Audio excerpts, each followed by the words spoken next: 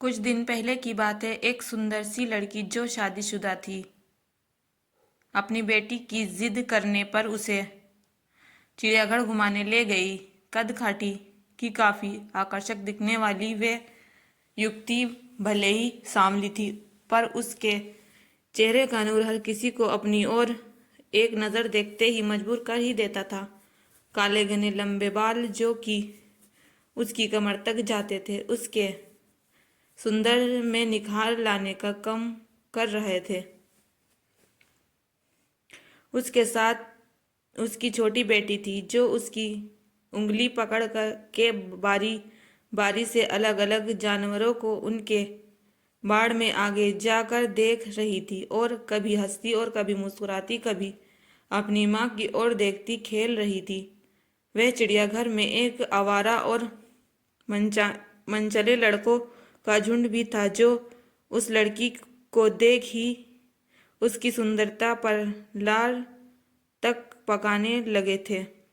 उनमें आपस में ही होड़ लग गई कि वे एक दूसरे से कहने लगे कि वो देख, तेरी भाभी आ रही है।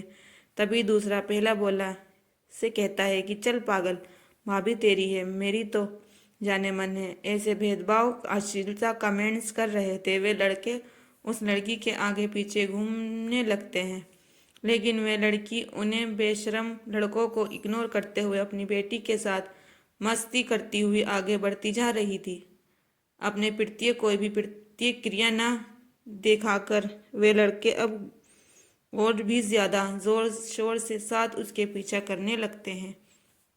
एक लड़का जो सबसे ज्यादा जोश में था, वे आगे जाकर शेर की बाड़ बल पिंजरे में छत पर कूद कर बैठ जाता है और गाने गाने लगता है।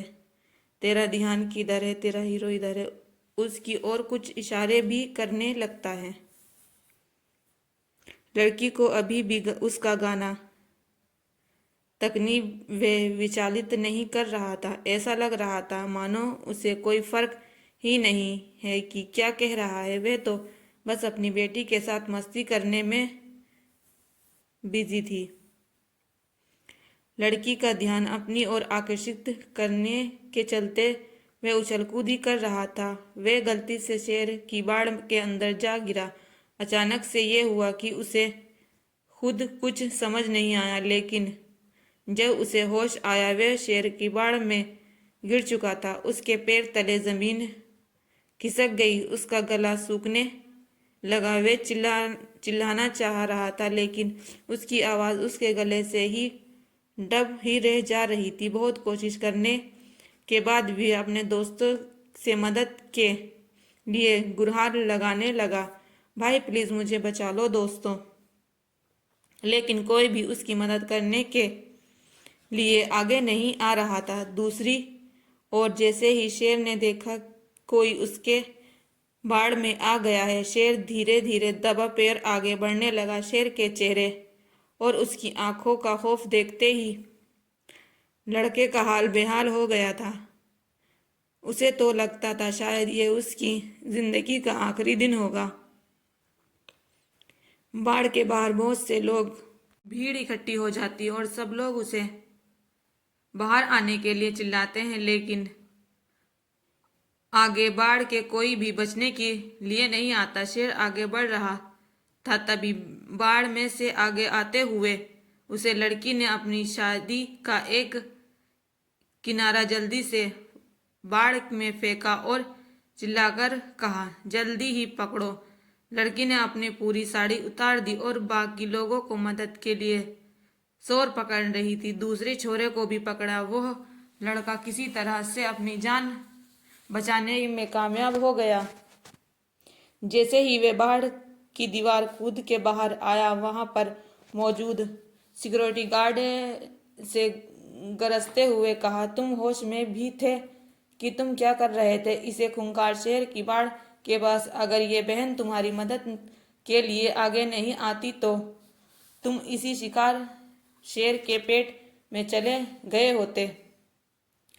सिक्योरिटी गार्ड की बात सुनकर उसने एक नज़र आधुनिक ब्लाउज और पेटीकोट में खड़ी लड़की की ओर। वह मन में सोचने लगा, ये सिक्योरिटी गार्ड सही तो कह रहा है, मैं ये मेरी बड़ी बहन जैसी है, बल्कि उसे भी ज्यादा है। एक बहन ही होती है जिसे अपने भाई की जान बचाने के लिए अपनी इज्जत की भी परवाह किए बिना अपने देश की साड़ी उतार कर मेरी रक्षा की। लड़के ने हाथ जोड़े और उस लड़की के पैरों से गिरती हुई माफी मांगने लगा। बहन, मुझे माफ कर दो, मैं कुछ ही देर के लिए भावुक में बह गया था और अपने मर्द को भूल गया था। मुझे माफ कर दो। अपनी अपनी इज्जत की परवाह किए बगैर मेरी जान बचाने के लिए अपनी साड़ी तक उतार दी। आगे से मैं किसी महिला को अपनी माँ और बहन की नजर से ही देखूंगा। उस लड़के ने अपने पैरों में पकड़े लड़की के पकड़ कर उठाया और मुस्कुराते हुए कहा, भाई, किसी भी स्त्री इज्जत उसके बदन और लिपटी चंद वस्त्रों से नहीं होती, ना ही किसी की विशेष अंगों से होती। ये हम किसी की मानसिक विकृता जो उसे जबरन इज्जत के साथ जोड़ के देखती है, जबकि सच्चाई यह है कि स्त्री इज्जत तो उसके आचरण, उसके चरित्र से जुड़ी होती है। उस सुंदर सी दिखने वाली लड़की के आकर्षक मुख, इतने मर्दीय और भावुक शब्द सुनकर वह मौजूद भीड़ तकनियां बजा उठी। प्लीज हमारे चैनल को सब्सक्राइब कीजिए दोस्तों, प्लीज सब्सक्राइब कीजिए ना। Thank you, follow me.